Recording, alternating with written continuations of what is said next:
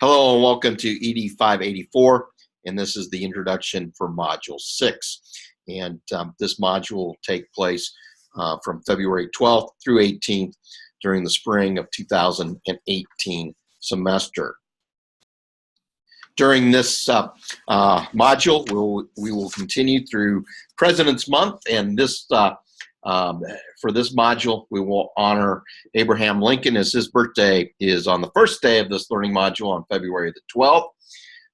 He's also from Illinois, just like I am. A little bit as an aside, a little bit of trivia, and I learned this when I was growing up, but back in the 1850s, the farm that we currently own, the owner of it, the farmer who owned it at that time, got into a dispute with the neighboring farmer. And one of the farmers, the gentleman who owned our ground, murdered the other one. And Abraham Lincoln was a lawyer on the case, and legend has it that he came out and visited our farm near Greenbush in Avon, Illinois, and came out to investigate. And they found some writings by Lincoln concerning, and he called it a very curious case. So a little bit of an aside, a little bit of trivia, kind of connecting you all with Abraham Lincoln and the connection that my family farm has with Abraham Lincoln in Western Illinois. I have provided his Gettysburg Address. Some will argue that it is his greatest speech. Others will argue that his second inaugural address, where he talked about malice toward none and charity toward all, was his greatest speech. I did take the photo that is provided that I've uploaded. I took that about 3 or 4 years ago when I was visiting Washington, D.C. for a leadership conference and had a chance to stop by the Lincoln Memorial at night. I highly recommend, if you are in Washington, D.C., our nation's capital, visiting, that you take time to visit and see the Lincoln Memorial. Moving on to the activities for this learning module. The purpose of this learning module serves as a review and an expansion upon our study of the t-test statistical analysis methods. In our previous methods in our previous modules, we have examined t-test methods that are used to test hypotheses addressing group differences associated with a measured variable that is continuous data. The one independent sample t-test, sometimes also referred to as the one sample t-test, allowed us to determine whether the mean, the population mean of interest, is equal to a hypothesized value, the test mean. Like all statistical procedures, there are certain assumptions that should be met to obtain valid information. Let me move this down here. There we go. For the one sample t-test, these assumptions are that the data in the population being sampled is normally distributed, that the selection of the sample data occurs in a random fashion, and that the probability of each measured outcome is independent. Random sampling usually ensures that the assumption of independence has been satisfied.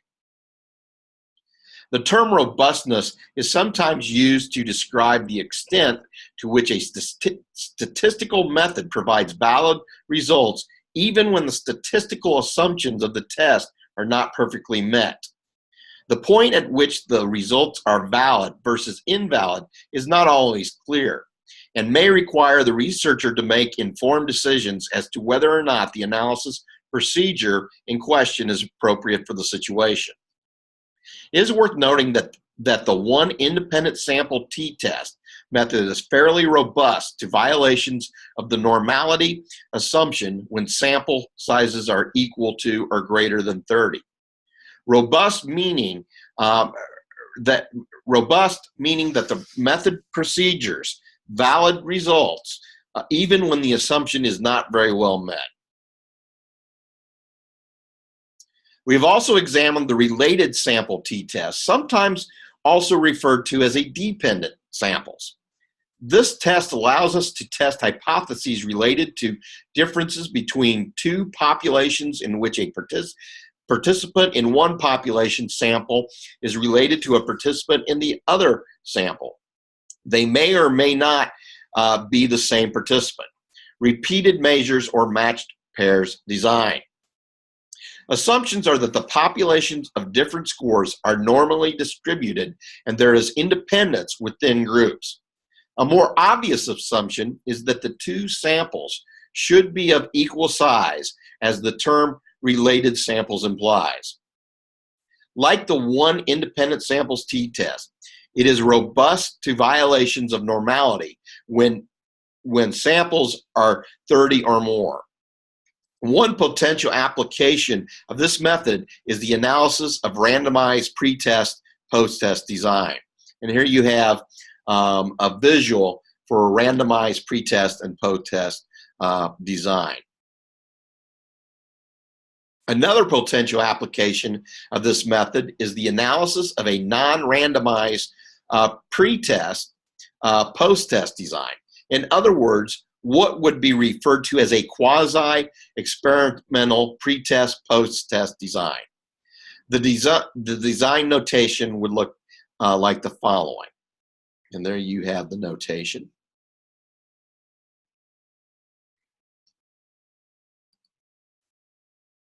There you go. In addition, the independent sample t-test is used to test hypotheses concerning the difference between two population means.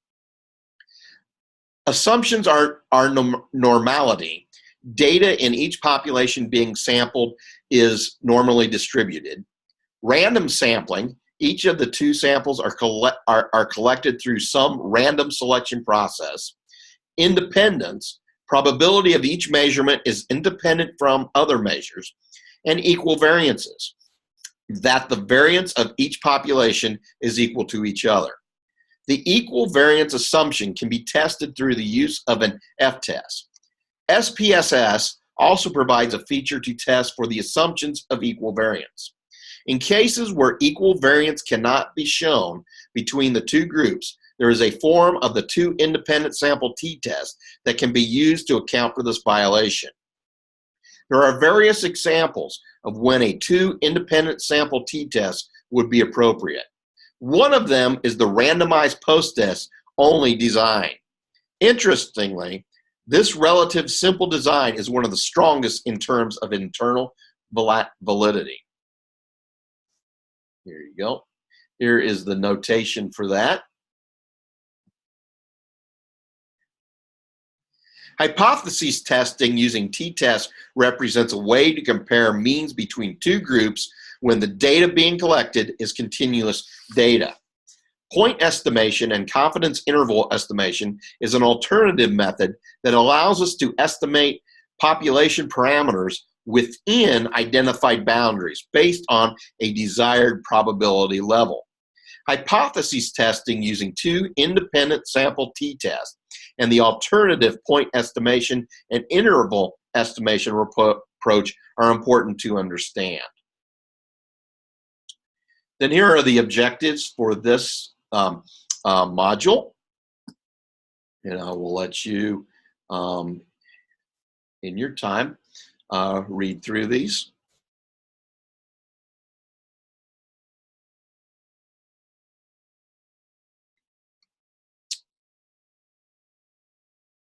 Another thing as you go through this and points to think about, let's reflect on the fact that t-tests can be used in either experimental or non-experimental situations.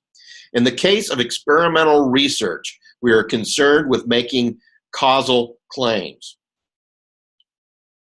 The populations being investigated are hypothetical and based on random assignments to groups, with one group receiving one form of a treatment and the other group receiving another or no treatment at all. Comparison or control group. In this case, these groups represent hypothetical populations, and equivalence of the groups has been ensured through random assignment to groups. A two-group post-test only design is a very good candidate for the use of the two independent sample t-tests when examining causality. And here's the notation.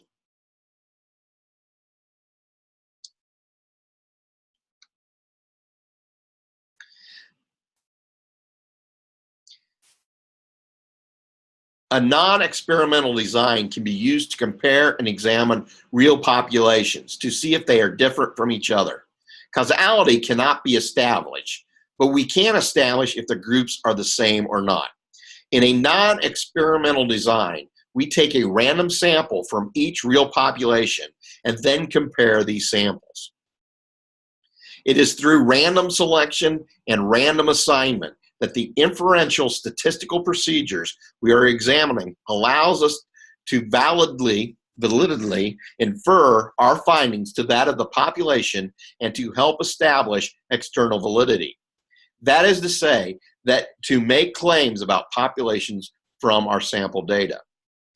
Ensuring random sampling or random assignment does require work by the researcher to establish a protocol of some form of randomness.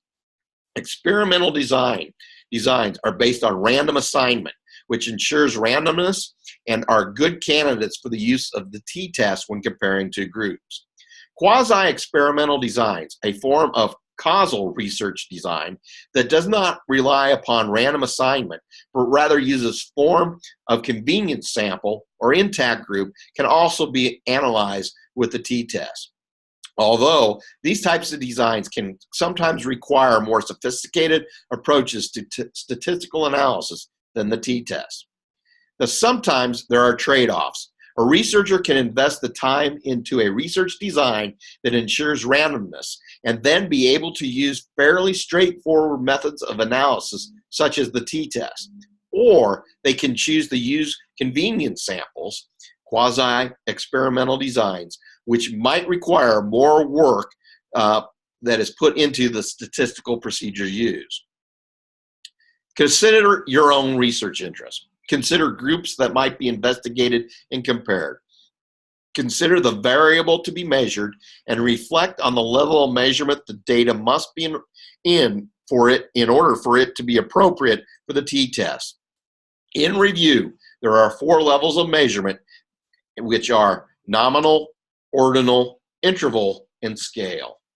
And those are things to consider as you go through, and hopefully the activities in this module will paint a clearer picture. And as you go through it, do not hesitate to let me know. I would be happy to visit with you through Zoom, over the phone, by email, in person when I'm in Moscow or Coeur d'Alene, or here at the Boise Center if you wish to come in and share. On that note, we will have another Zoom discussion session, and this is optional if you have the time. And our next Zoom discussion session will be during this learning module, and it will be on February the 12th, and the Zoom the Zoom link is provided in Blackboard Learn. Also coming up, I'll be in Moscow and Coeur d'Alene. I'll be in Moscow on March the 5th, then in Coeur d'Alene on March the 7th for the second face-to-face discussion session, and then have one in Boise on March the 12th. Going through the readings for this learning module from the textbook Statistics for the Behavioral Sciences it's a review of chapters 9, 10, and 11.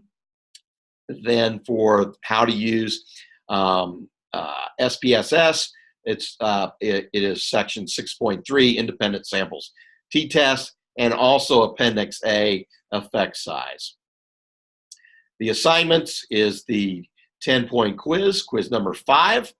And with the quizzes, I allow 2 attempts, and the highest score will be posted. However, even after the second one, if you wish to improve your score, please send me an email, and I'll be happy to reset that, give another opportunity to improve the score. There's the Module 6 reflective commentary, and just a reminder, to gain full credit, you will need to post 2 responses, and the responses can be with fellow students or post it as a reflective commentary, or you can also count as one of your responses my 2 cents posting. During this learning module, the research article summary will be due on February 15th, and there will be a linked with the requirements, and also where you can upload and submit your paper. And then also we recommend that you begin working on assignment A2 for the which will be due coming up down the road. As we move beyond t-test, we will be moving into another concept in quantitative research and statistics, and that's the one-way between subjects, or an ANOVA. And we will be getting into that starting with our next learning module. As always, do not hesitate to let me know if you have any questions, and enjoy the learning process, and we will talk to you next time. Take care.